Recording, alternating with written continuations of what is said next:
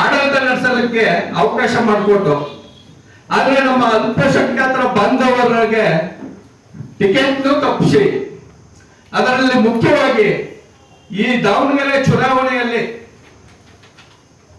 ನಮ್ಮ ಅಲ್ಪಸಂಖ್ಯಾತರ ಲೀಡರ್ಗಳಾದ ಜಬ್ಬರ್ ಖಾನ್ ಮತ್ತು ನಜೀರ್ ಅಹಮದ್ ಇವರಿಬ್ಬರಿಗೆ ರಾಜಕೀಯದಿಂದ ಮುಕ್ತಿ ಮಾಡಬೇಕಂತ ಒಳಸಂಚು ಮಾಡಿ ಕಾಂಗ್ರೆಸ್ ಪಕ್ಷದ ಕೆಲವು ಧುರೀಣರು ತಂತ್ರಗಾರಿಕೆ ಮಾಡಿ ಇವರ ಇಬ್ಬರ ಸ್ಥಾನವನ್ನ ಕಿತ್ತುಕೊಂಡಿದ್ದಾರೆ.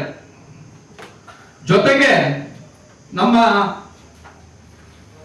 ಏನು ಒಂದು ನಾಯಕ ಜನಾಂಗದ ಕರ್ನಾಟಕದ ಲೀಡರ್ ಕೆ ಎನ್ ರಾಜಣ್ಣ ಮಂತ್ರಿ ಸ್ಥಾನವನ್ನು ಸಹ ಕಳೆದುಕೊಂಡ್ರು.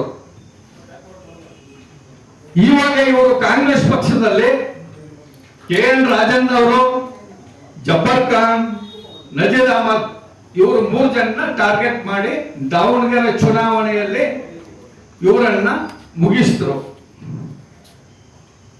ಶಿವಶಂಕರಪ್ಪನವರ ಮಗ ಸಚಿವ ಮಲ್ಲಿಕಾರ್ಜುನ ರವರು ನಮ್ಮ ಜಮೀರ್ ವಸತಿ ಖಾತೆ ಸಚಿವರಿಗೆ ದಾವಣಗೆರೆಗೆ ಬಂದ್ರೆ ಬರಲಿ, ಬರದೇ ಇದ್ರು ಒಳ್ಳೆಯದು ಅಂತ ಪತ್ರಿಕಾಗೋಷ್ಠಿಯಲ್ಲಿ ಇವರು ದಾವಣಗೆರೆಯಲ್ಲಿ ಮಾಡಿದ್ದಾರೆ.